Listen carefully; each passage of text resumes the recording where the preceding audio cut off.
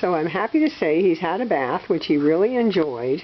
He's still very itchy though, and they have flea meds on him, so he's either got allergies or maybe autoimmune. You know, this poor dog's got so much going on.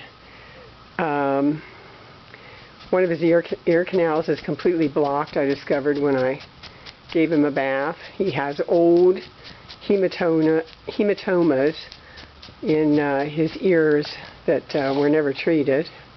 They're all hard and dried up now. You can see he's itching like crazy. And this little bed that he's on is like a Tempur-Pedic mattress. And it has cooling gel to it as well. So there's like no better bed that he could be laying on with his bones. And he's figured out that this is where he's staying. He likes being on the front porch.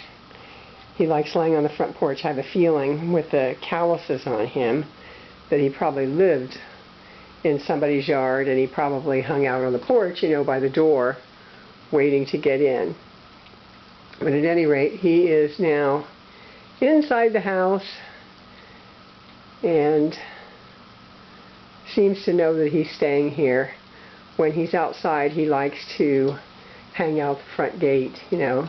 When they get out of the shelter, the first thing they want to do is go home, which is, you know, natural instinct. Unfortunately, they don't get to go home. So tonight I will sleep with him here in the den, and hopefully that will go well. And by the time I have to go back to work on Monday, hopefully he'll be settled in. He needs doxycycline. He has an upper respiratory infection.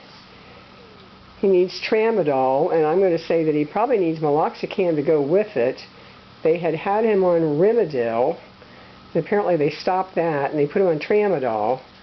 So I'll wait a couple of days and I will add the meloxicam to that. And then I have ear and eye wash and creams and everything, so I guess we'll start on that yet today.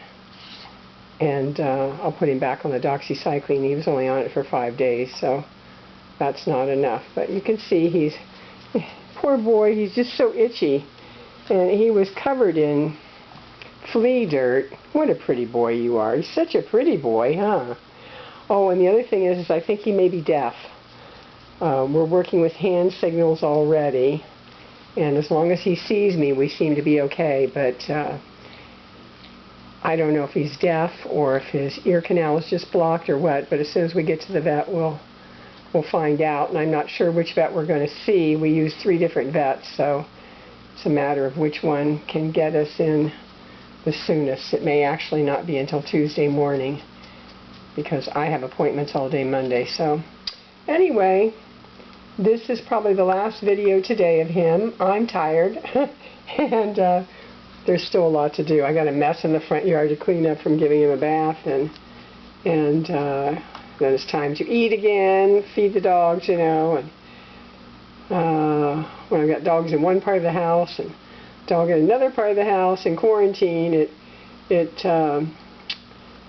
makes the schedule a little more hectic, as I'm sure many of you know.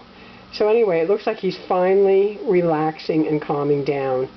He's been a live wire ever since he left the shelter, but he's resting now, so I'm glad to see that. And he's inside the house. We have senior doggy door here. We have them in a couple of the doors in the house where the doors actually stay open, and we just have these plastic strips hanging down that the dogs walk through like a doggy door. In fact, this door has a doggy door on it, but you know, there's no way possible that a dog like this or most of the other seniors I bring in here would be able to use a real doggy door. So we have a homemade doggy door to accommodate them, and it can stay open 24/7. We have a high fence outside that's locked, and so everybody's safe. So anyway, that's it for now. Looks like he's pooped, and boy am I glad, because I'm pooped too. I'll be back online hopefully later tonight. Thanks so much, everybody. I appreciate all the help.